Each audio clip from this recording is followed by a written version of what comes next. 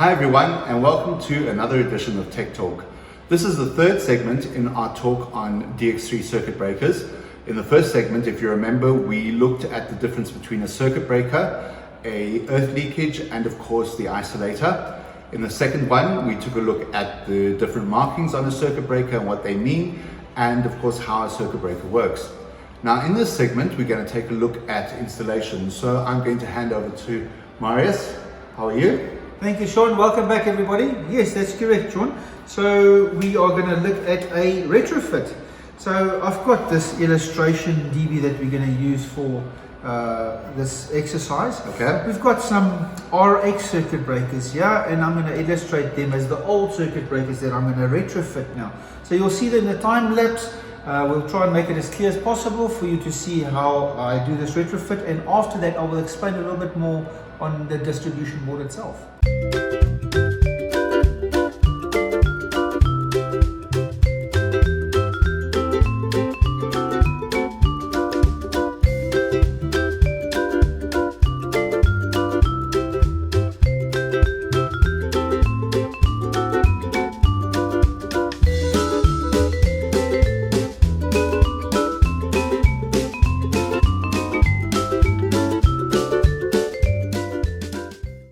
Okay guys, so that was an illustration of a retrofit on a distribution board. Remember, this is a pure illustration. You need to adhere to the wiring code, and this must be done by a qualified electrician. This is just to give you an idea of what your electrician is going to be doing when he does a retrofit in your distribution board. Sean, so you saw now I've changed these old breakers, Yes. which we're now going to discard. And I would like to also take to this, at this point, mention a couple of things. Yeah. Your distribution board needs maintenance, okay? Now, the maintenance that it requires, every so often it heats up and cools down, heats up and cools down. During the years, that makes the screws, terminals, contract and expand, contract and expand. Okay. So eventually they do become a little bit loose. Now, in the electricity, a loose connection gets hot, and that can potentially cause the wire to deteriorate, and that's not safe. So every now and then, a couple of years or so, you need to get somebody in to come and re-torque all of these. They will switch off the distribution board and do maintenance on your distribution board. Each of your terminals in the entire board needs to be checked and re-torqued to make sure you don't get any loose connections. Right. I would actually like now to briefly show the circuitry. So over here, we've got your mains supply that comes from council. You will have a circuit breaker out on the road that can switch off your entire house. But here, from that circuit breaker, this is the mains that comes into your distribution board. A live and a neutral, this is called single phase. And then from there, it goes directly into your isolator. And from the isolator, it will go around. There you can see, let's follow the red wire, comes in, then it goes through the isolator, and immediately it comes up into the earth leakage. So once it's reached the earth leakage, now you've got a protected earth leakage protected live coming out, and that live there you can see it goes there, and you can follow it. It will go into the top of your first circuit breaker. Okay. Now we've got some nice buzz bar units that you can now connect all the circuit breakers to the top, and you can cut that. You can cut that to size. This is a 3-phase unit, but you get a single phase unit. You can cut it to size, and that little end cap goes over there, and you bridge out all the circuit breakers on top. Okay. So nice to have. If you don't have this, many times your electrician will just bridge it out simply with wiring. Right. It doesn't look that neat, but it also complies.